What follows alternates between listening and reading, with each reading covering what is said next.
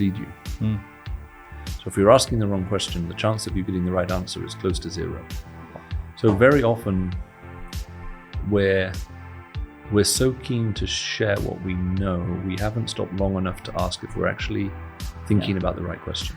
Yeah. Okay. Wow. I love it. I love this idea on asking the right question. Yeah. Yeah. Okay. Yeah.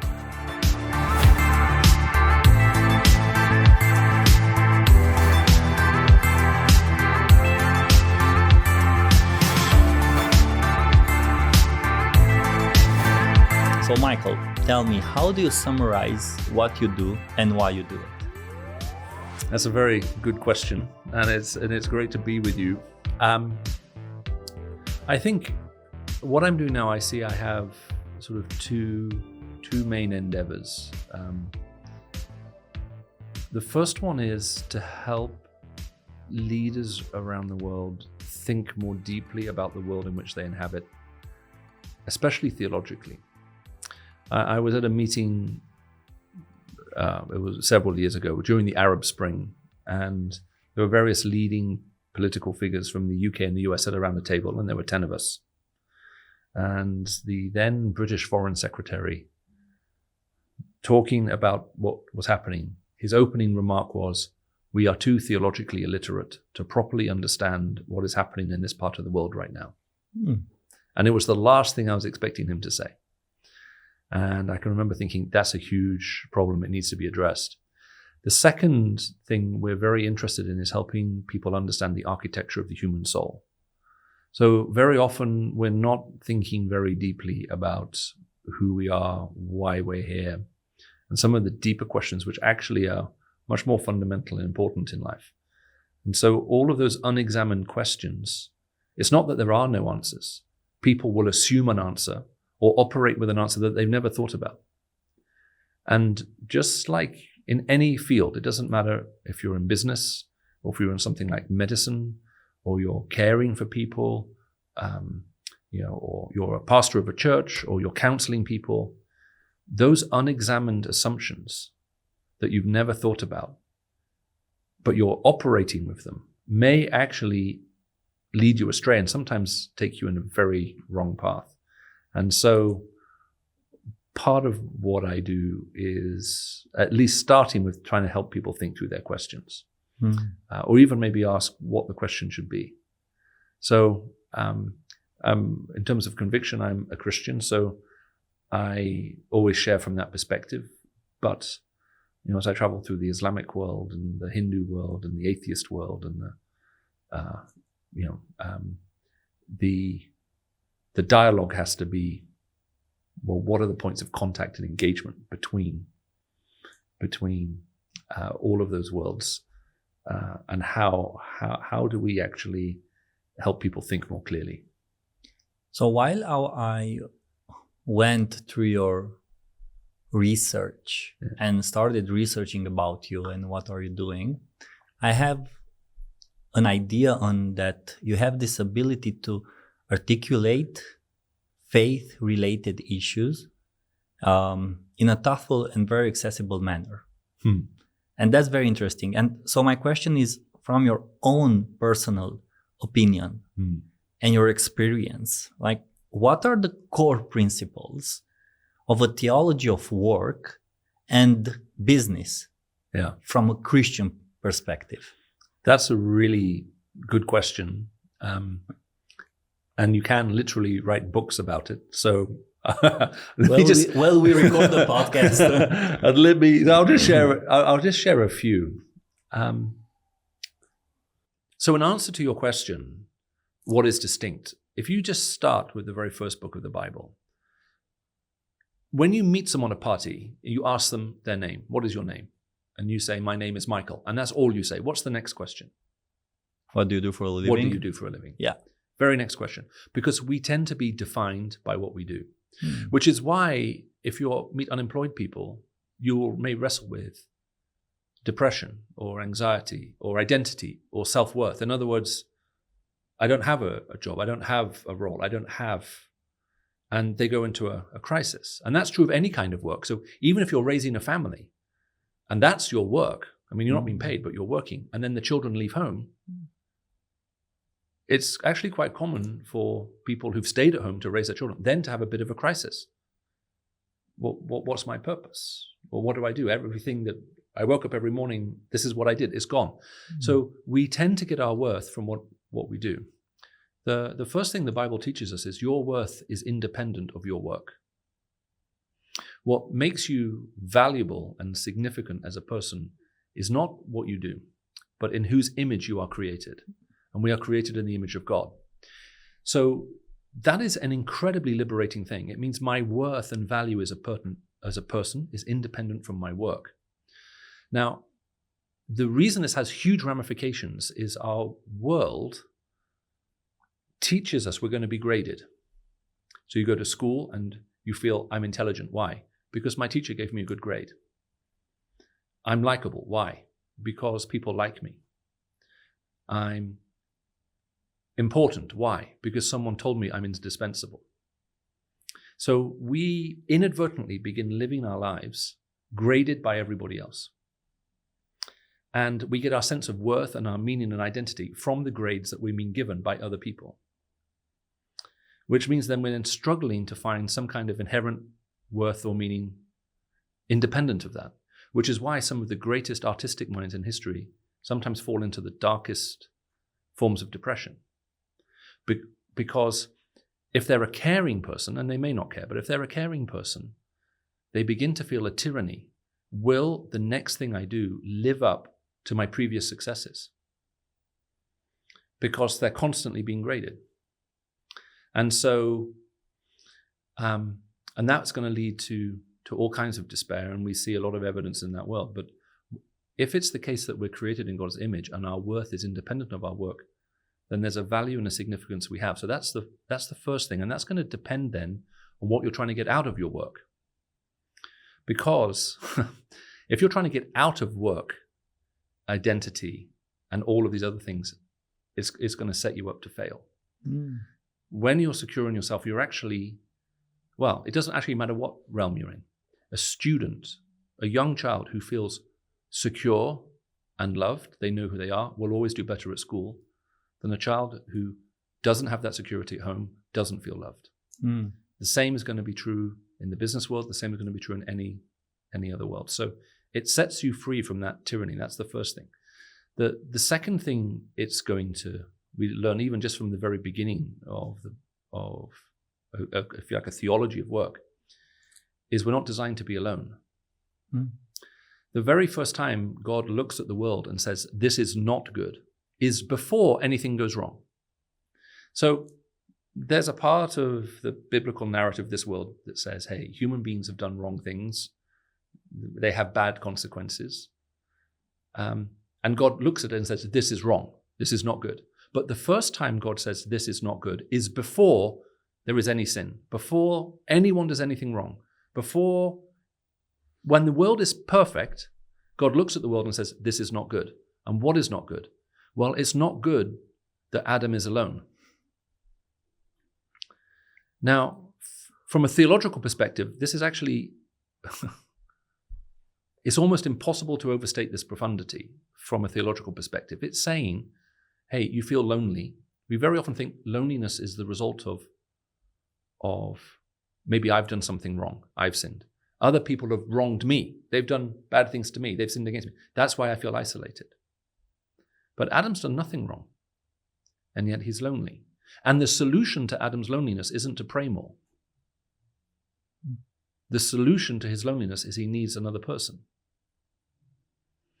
So we cannot lead alone. We cannot even live alone. We need other people around us. And it's in that community that we then begin to experience very important forms of relationship, which is also very important then in the business world. So business worlds are naturally transactional. In a sense, I want to sell you something. Please can I have a cup of coffee? You give it to me. Here's 780 lei, because coffee prices seem to be so trendily high at the moment. So it's transactional. And it's okay to have some transactional relationship in your life. But if I were to say to you, we seem to connect, I would love to see you again, who knows, maybe we'll be friends. And you say, maybe, I'd like to have dinner with you. And I say, okay, how much money do you want for us to have 2 hours together? Now, there's something wrong with that straight away. If we're talking about building a friendship, and my question is, well, how much money do I have to pay you per hour for you to be my friend?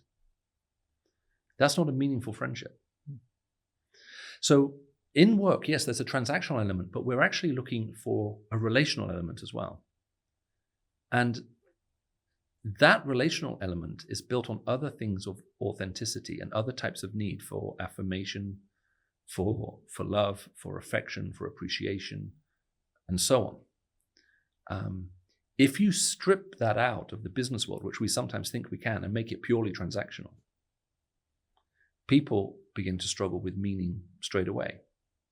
And they struggle then with their work life. And actually, they won't work as well. And most businesses eventually figure this out and try to think, how can we correct this? Now, in some worldviews, there's no attempt to correct it. So in Marxism, we're working units. That's how we're defined. There's nothing more to it than that. The only question is, how much should I produce and I get sent home? But you have to ask yourself, how meaningful is that? How fulfilling is it? How affirming is it? And the answer is not very. So we, even just to start there, I mean, there's so much more that could be said. Yeah. So it starts to have quite a profound impact, even how we think about work itself. I'm thinking about the idea and what you said, that my world is not my work. And sometimes we as entities, we get into this, let's say, hamster wheel on just working and working and working, and we embrace it as our world. Yes. So what can you recommend to someone who wants to understand if his or her work is their own world?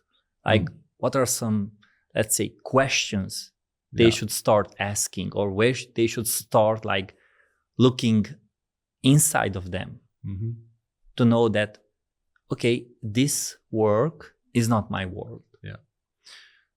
And that's a good question. Sometimes the hardest question to answer is the easiest one to ask. And you probably need to start with a deceptively easy question. What am I looking for?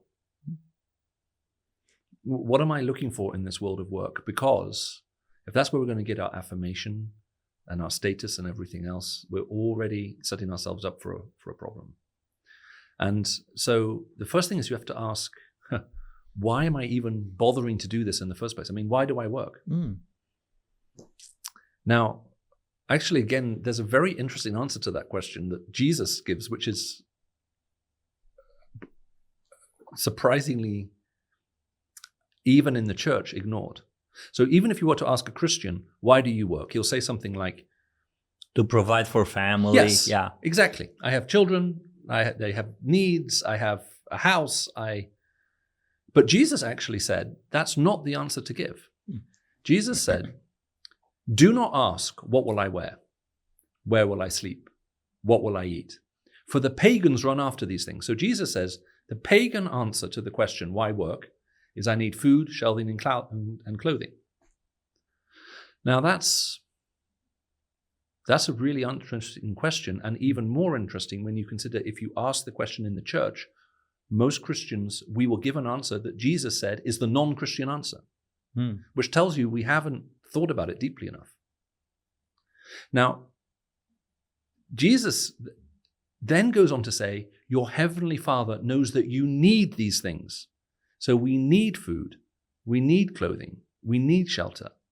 But that's not the answer to the question why we work. And then Jesus says something that many people can quote, even if they're not a Christian, they may have seen it on a poster somewhere.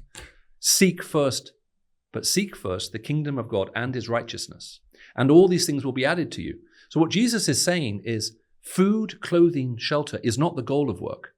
It's the byproduct of work. The goal of work is actually finding relationship and meaning with a God who created you, loves you, knows you, and gave you a purpose. And as you fulfill that purpose, you're going to find fulfillment because you're doing it in relationship with him. And the byproduct of those working relationships, the way the whole system's being designed, is the byproducts are food, clothing, shelter. That's the byproduct. But if you forget what the goal is, you make the byproduct the goal, and then very often you start taking ethical shortcuts to get them. Mm. So the Christian view of work is, look, there is a relational nature in what you do that is meant to be incredibly liberating and fulfilling because you're doing what you were created for and the purpose for which you were brought into this world. So it doesn't matter if you're sleeping on the floor or sitting on the board. There is a purpose and a role that you fulfill. And the first thing you're doing is you're not doing it for someone else. You're doing it because of the relationship that you actually enjoy with the one who created you in the first place. Mm. So we're going to find that kind of meaning and fulfillment in relationship.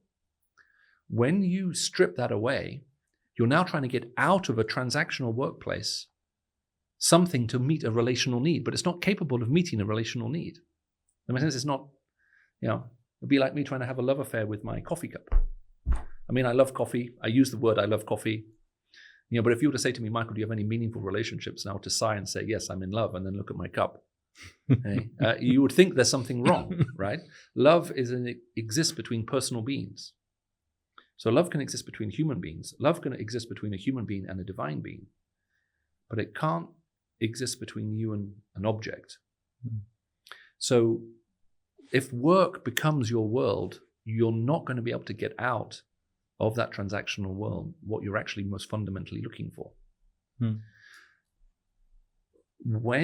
I'll just give you a little example. I had a friend whose company grew very big, very successful, and he sold it. He got into a large sum of money. He then looked at the people who'd been with him 5 years, 10 years, 15 years, 20 years, and thought, I'm going to divide the money I received with the people who helped me build it.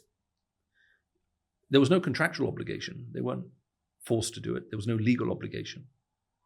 But he was in relationship with these people, some of them for a very long period of time. And he thought, hey, we helped build this together and we walked this road together. So I'm going to try and find a way to reflect that in this gift. So it wasn't payment. It was a gift.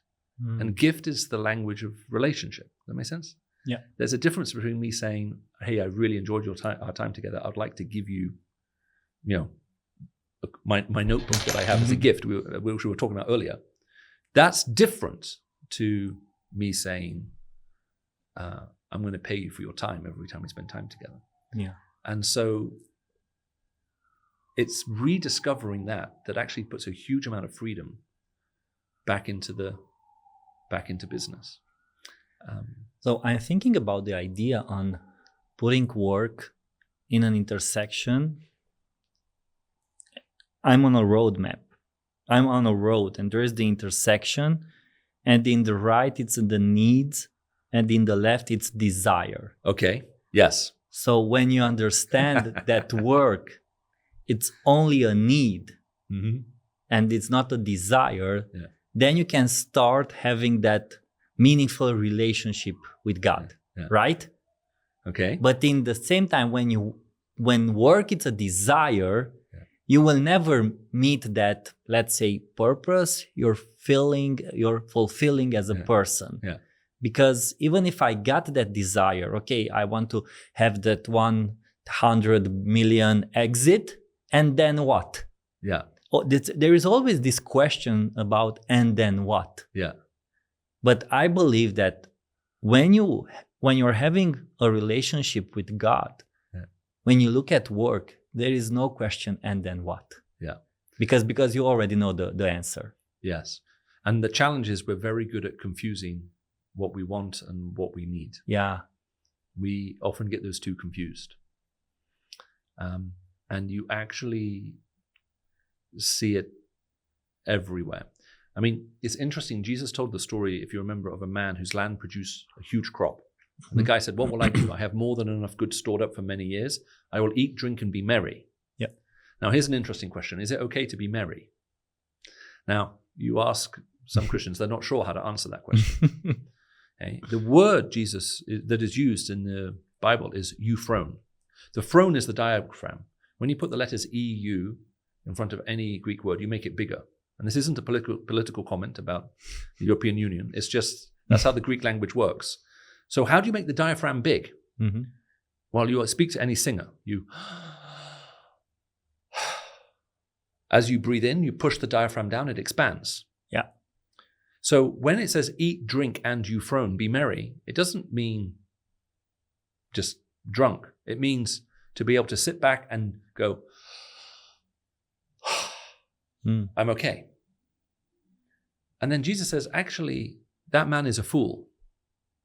Now, the word for fool in Greek is normally the Greek word moron, which is translated into the English word moron. I don't know what the Romanian word is for being a moron, but we have some you words. You have some words, yeah. Okay. But the word he uses is aphrone. The alpha is a negative. And what he's basically saying is if you think from the abundance of all of this, you will find this deep satisfaction in life. You can sit back and go, even if you get more than you ever dreamed of, you will actually end up with a form of emptiness. You will not have an expanded diaphragm. You'll end up without one at all. So the question isn't about making money, because Jesus nowhere talks about it's wrong to make money. He said, be careful you do not serve money. Making money is fine. Using money is fine. Serving money is wrong. And if you think from it you're going to find the satisfaction, he says you're going to end up with the opposite of what you thought you will get.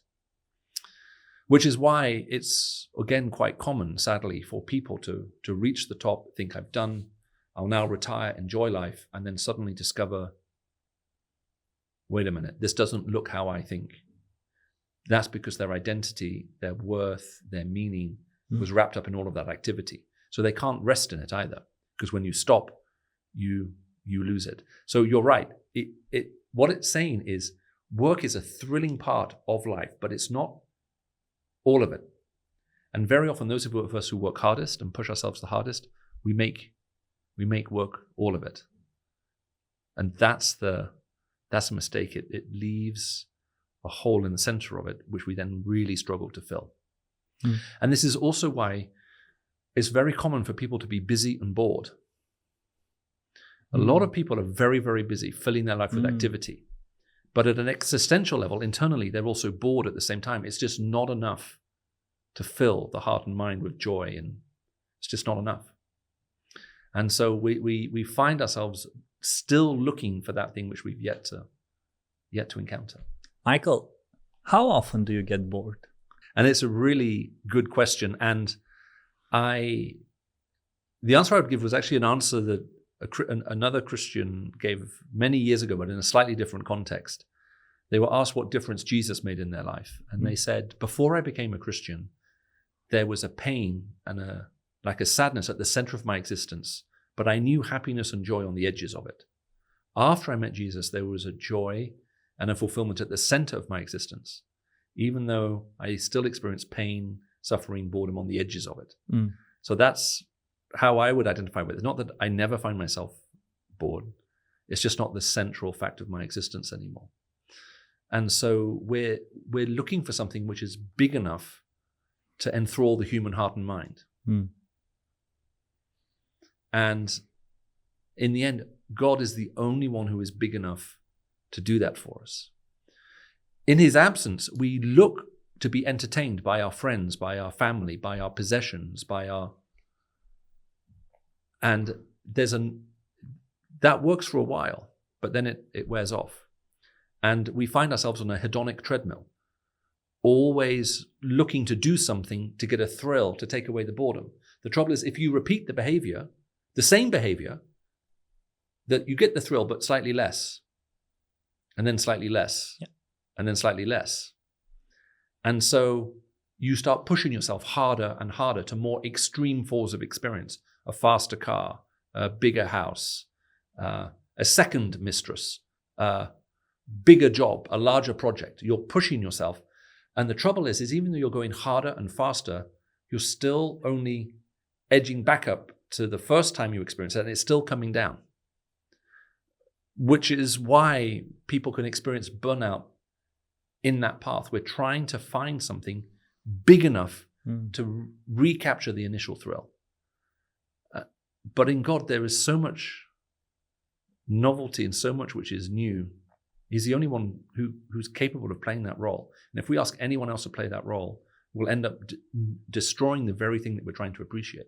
We put too much pressure on our family or onto the workplace or onto our relationships with others. It just becomes destructive. I have one more question for you because I'm very curious. You talked about making money. Yeah. And making money, it's like the intersection between every entrepreneur. Yeah. And as you said that you have your friends that sell his company and make a lot of money. So making money from your perspective, it's a purpose or it's a byproduct? Yeah.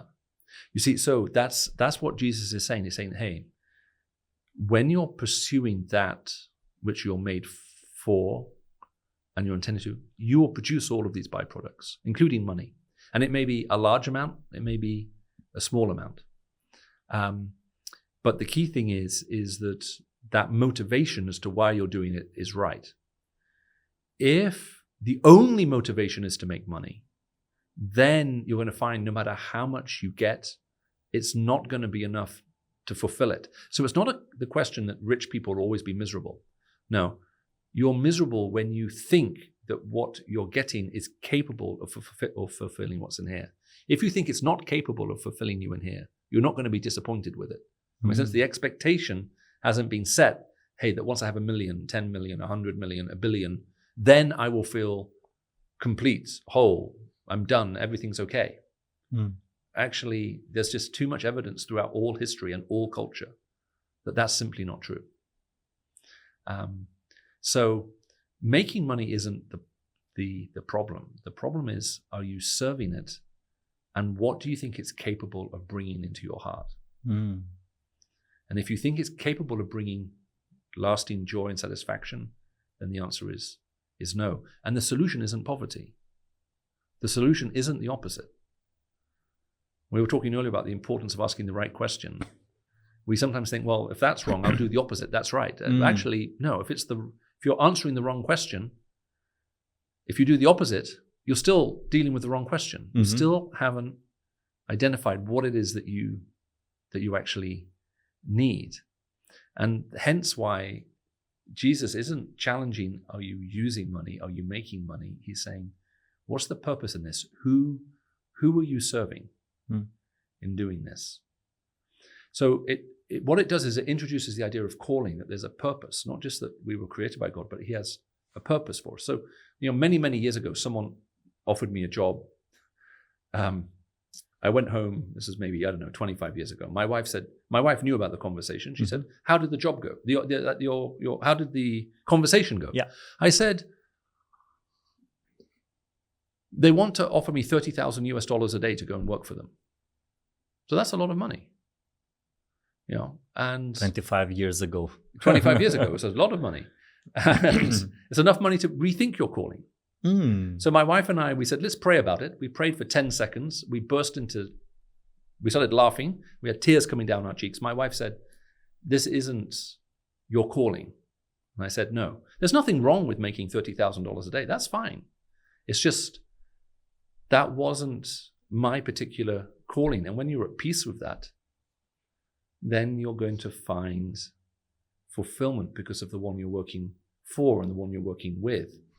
And you're not taking shortcuts to get some kind of byproduct because you know that byproduct isn't capable of giving you what you hope it will deliver. It's just not capable. Yeah. So, this is one of the other things we were talking about, the theology of work earlier. If there is a sense of calling, purpose, I've been put here for a reason. And when I do what I do, because that's why I'm here, you're going to find there's a huge joy in that. Both because of who you're working with and who you're working for, but also you experience a joy in the work and of itself when that's the very thing that you were called to do. So I have one last idea, and it's not really like a question. is like a short exercise I want to do with you. So let's imagine that I'm an entrepreneur who's seeking my purpose. Yeah. And I'm making money, and I'm having employers, and I'm having a peaceful family, one wife, 2 kids, everything is going fine. Yes. But there is that moment in my life where I feel that it's something wrong. Yes. I feel that it's when I'm driving the car, sometimes I even don't know where I'm going with the car. Yes. What will you tell me to start doing so I can find that calling? That's a really good question. And that's a very deep question. Well, there are a few things to remember. So we're talking about calling. So the first time Jesus called someone to follow him was a guy called Peter. Yeah. He'd been fishing. And Jesus said to him, "Did you catch any fish?" And he said, "No." And Jesus says, "Let down your nets." And Peter, he's a fisherman, talking to a carpenter. So what does a carpenter know about fishing, right? So Peter has to give Jesus some education.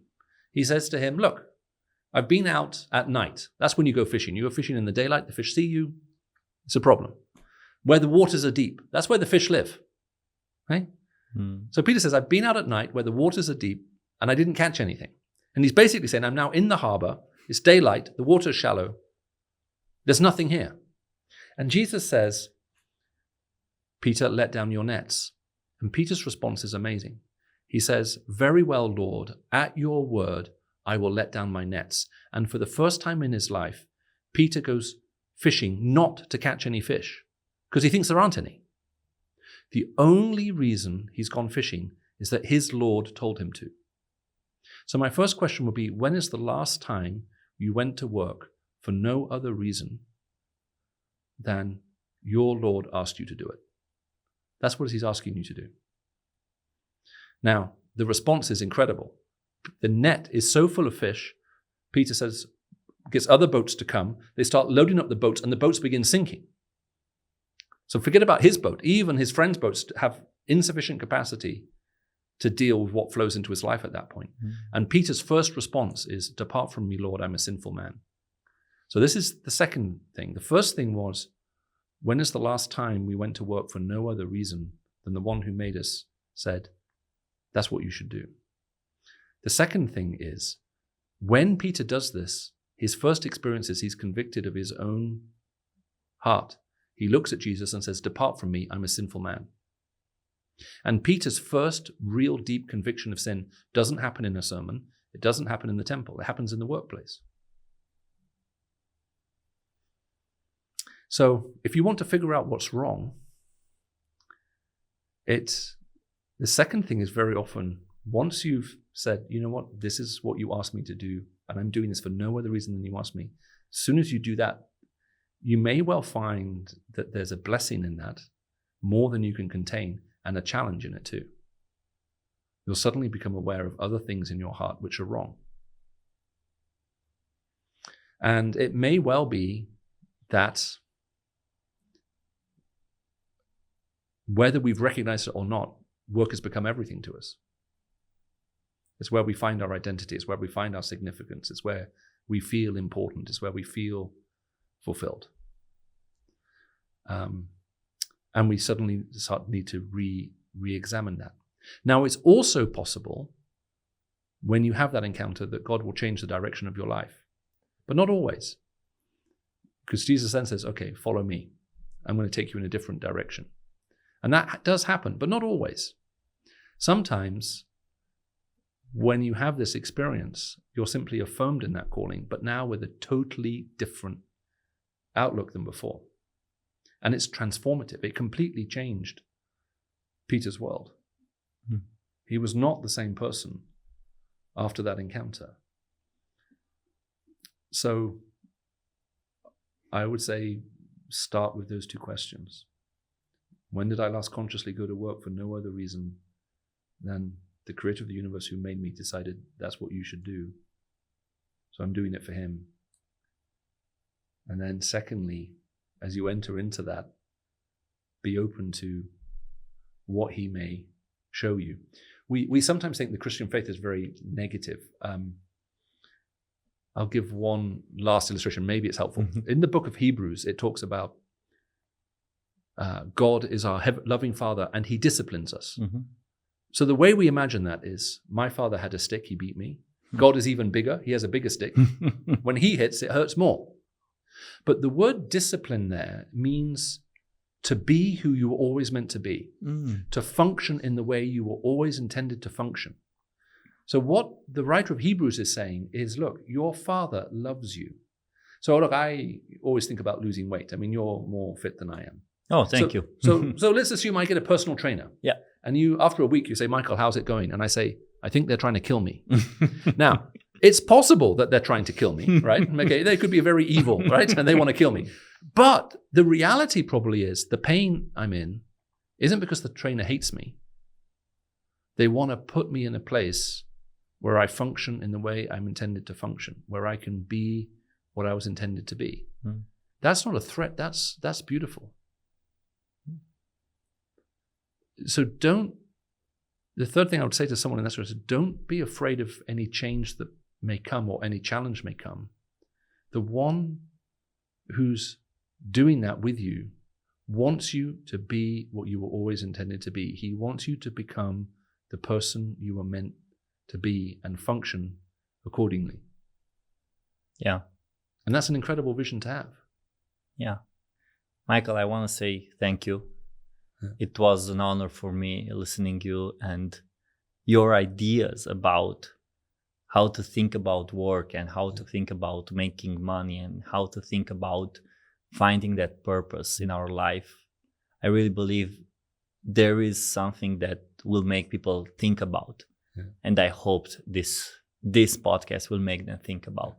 So again, thank you very much for making the time to discuss with me and to talk about these topics that I really believe every entrepreneur is having in the back in their mind, these questions. Thank you. It's a real pleasure to be with you. Thank you very much.